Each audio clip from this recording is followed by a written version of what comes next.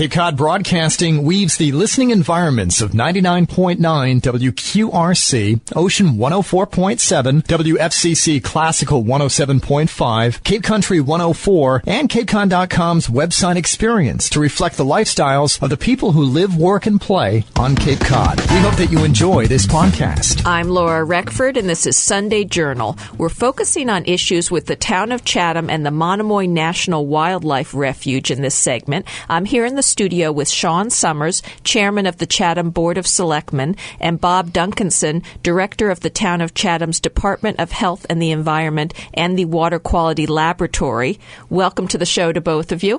Thank you. Thank you very much, Laura. Let's start by explaining what the Monomoy Refuge is and how the town has interacted with this government-owned property over these many decades. Well, the Monomoy Refuge is part of the National Refuge System. It was set up back in the 1940s primarily to protect shorebirds. That was the overriding reason, if you will, to provide them a place where they can nest, where they can forage, where they can be protected and survive through the years. And the town's had a very good relationship with the refuge over the years in terms of protecting shorebirds and allowing public uses to continue. And now, Sean, you've been in Chatham for maybe your whole life or many years. And how have you interacted with Monomoy over the years?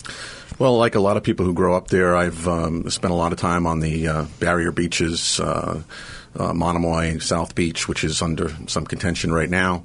Like a lot of folks down there, I enjoy boating out there, fishing out there, and generally recreating out there. And over the years, I've been involved now with a few squabbles with the federal regulators, and I'm very concerned about the sort of ever encroaching effort on their part to sort of push us away, push us out in terms of historic uses and recreational activities.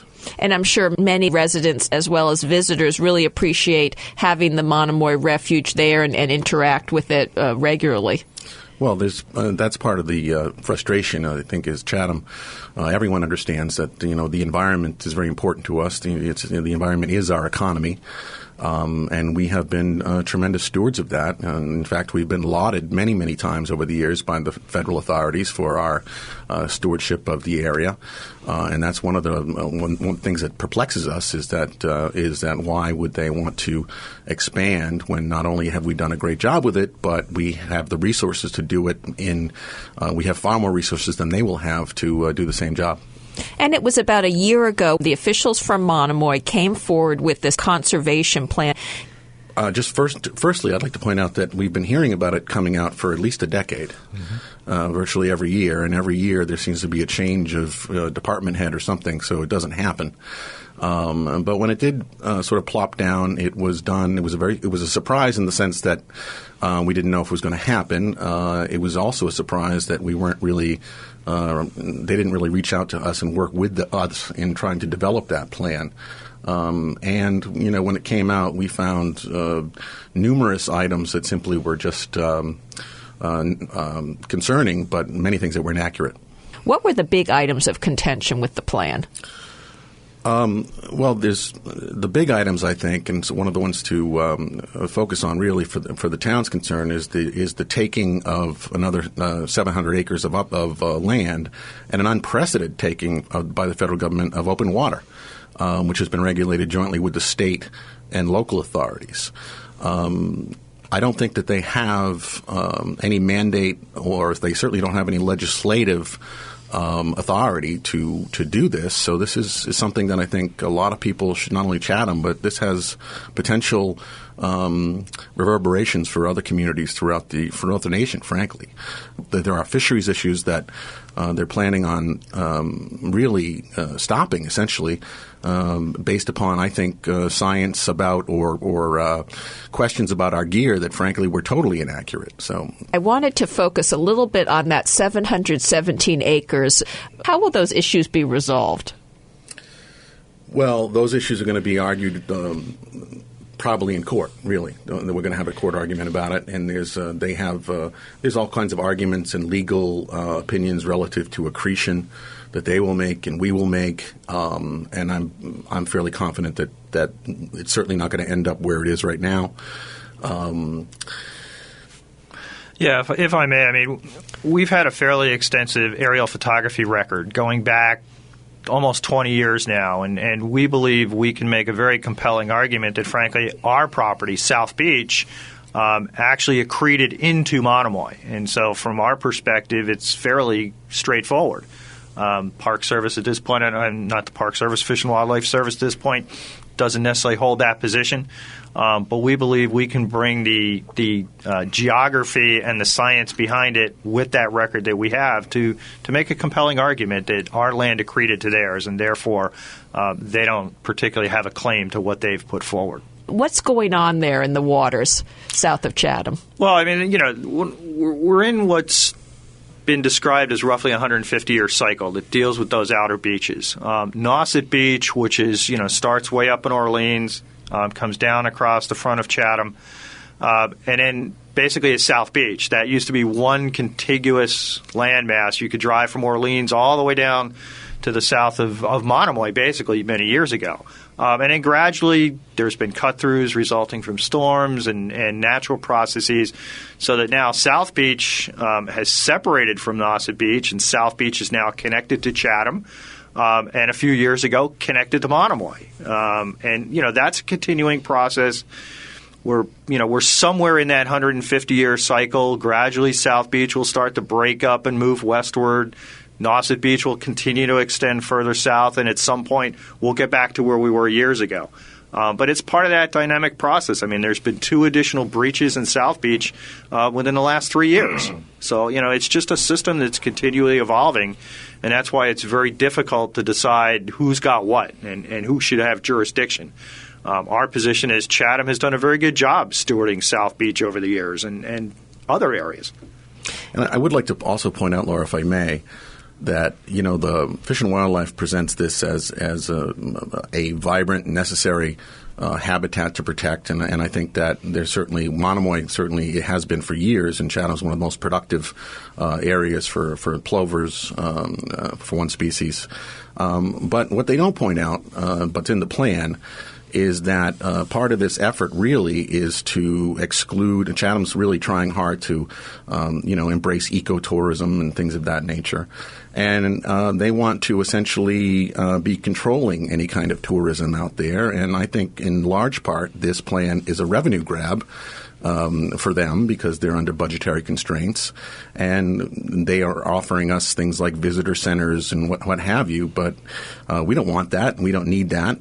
We do that, and we do it privately. We have fishermen who have been under strain and have tried to switch over to seal tours and things like that. We regulate them very strongly. We have the revenue and resource to do so. And the federal government is just looking for a way to sort of increase their coffers, but at the expense of our locals.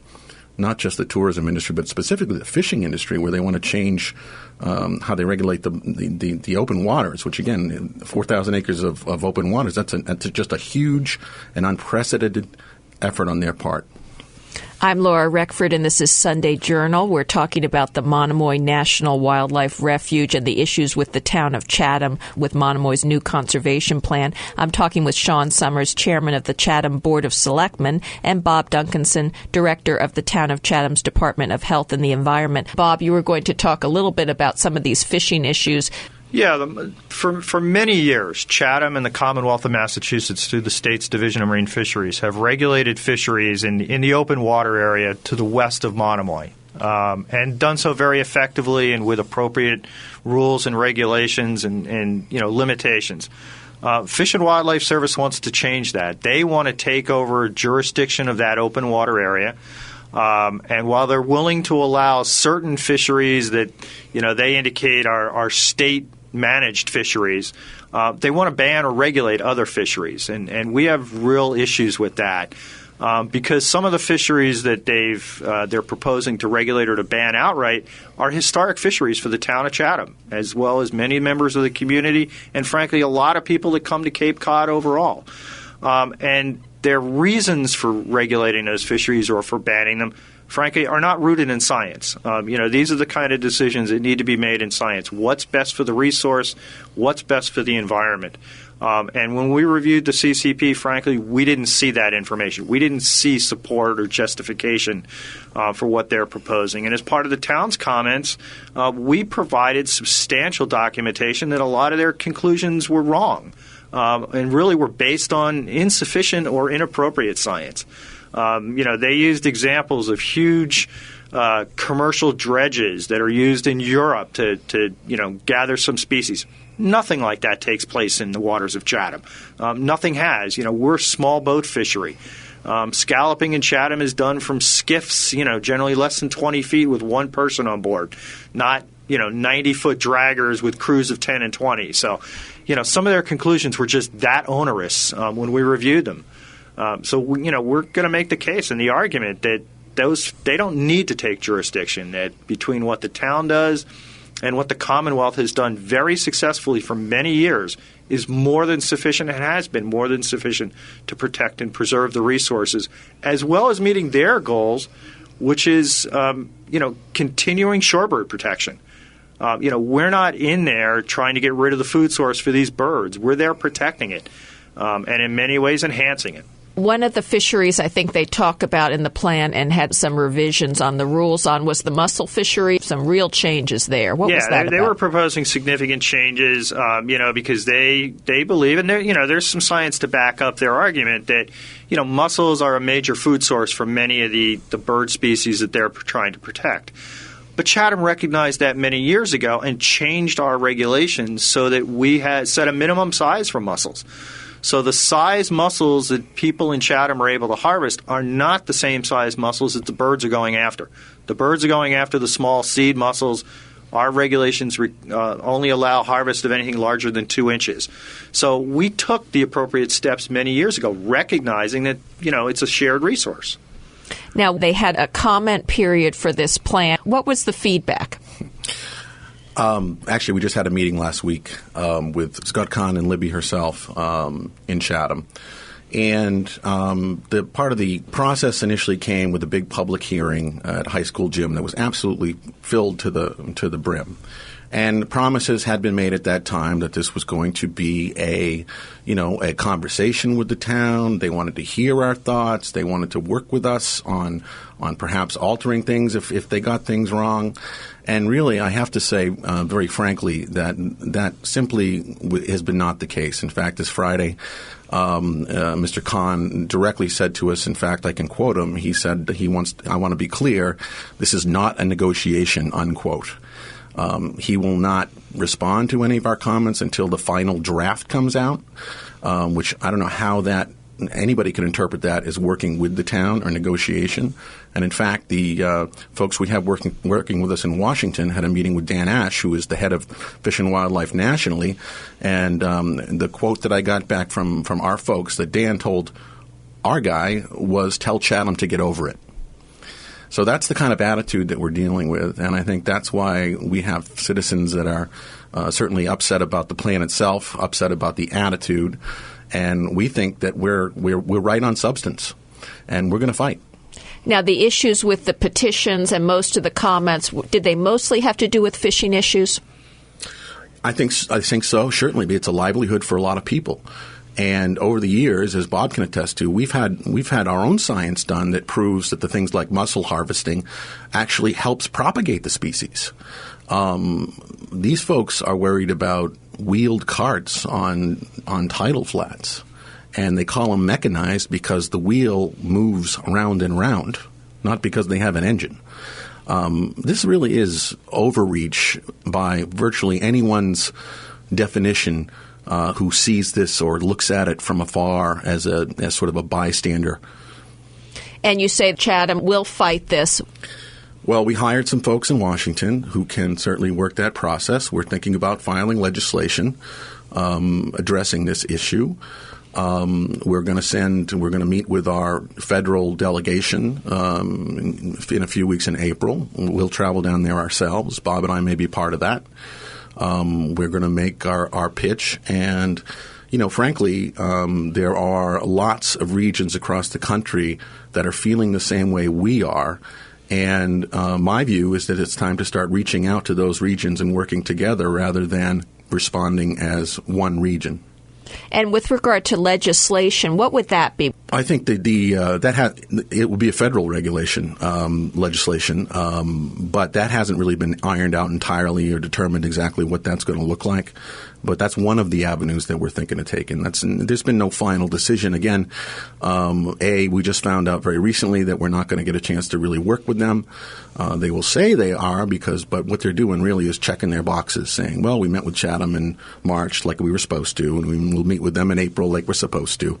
But so we won't really know anything until they come out with their final draft on what we really need to do. And this plan is massive. The town has probably had to spend quite a bit of time going through this. Is that right? Yeah, we did. The draft came out last April. The comment period, as you indicated earlier, was extended till October. But the town spent most of the summer and early fall, town staff, as well as specialists in fisheries issues that we engaged, folks that are engaged in public policy and marine policy, as well as the town's attorneys weighed in significantly on some of the legal issues regarding the boundary and the annexation of South Beach and those things. So we did. We worked for probably 5 months fairly aggressively and put together a significant response document to the draft that was submitted to them during part of the public comment period. And it was a substantial effort, which mirrors the efforts that Chatham has been going on for almost 10 years now in dealing with some of the other scientific issues related to shellfishing on the flats. I mean, we had a multi-year effort and spent hundreds of thousands of local taxpayer dollar to preserve that as part of this CCP process. Now, if they are able to move the line on those 717 acres, would it also affect some of the oversand driving and any of those issues? Not at the moment. We don't have any kind of oversand driving on South Beach right now and have no plans to during the seasons that they're concerned with. No plans to at all at the moment. So it won't affect that. However, again, it would significantly affect the recreational activities and habits of our residents. A lot of people go out there and boat and have a barbecue and those kind of things, and do what people do on beaches. And they want to regulate that too. Again, they want to set up situations where only they are going to control what happens out there and perhaps charge for it. And it's more than just an activity or a recreation. It really is a cultural thing for us. I mean, there's a lot of shellfishing out there that now would be perhaps curtailed. I have no reason to think that it wouldn't. And a lot of, this is what we do here. And losing that is not just an economic issue. It really is a cultural issue for us. And it's very tough for us to take, especially when we know that we are great stewards of that place and know that it has to be taken care of. And the town is moving on a number of fronts, as you said. You really feel that this is probably heading to court at this point? I would think so. Unless the attitude changes or unless we're very, very surprised with the final draft. I hope that they rethink this. We talked about this last week, and looking at it from their perspective, this is not drilling for oil in the Alaskan wilderness. This is a few guys with hand rakes getting shellfish for a living, and folks who have lived there for generations going out and having sandwiches. I mean, honestly, this is really overreach beyond measure. And Bob, anything else you'd like to add on the issue? No, I think other than just, Chatham is prepared to bring whatever science is necessary to bolster our case and make sure that the environment is appropriately protected. I mean, that's our goal as well here. And unfortunately, we're out of time. Thank you so much, Sean Summers and Bob Duncanson, for being with me here today. Thank you. Thanks for having us, Laura. I'm Laura Reckford, and this is Sunday Journal. This podcast is a presentation of Cape Cod Broadcasting, which is solely responsible for its content. Thank you for listening. For more information, please visit us at capecodbroadcasting.com.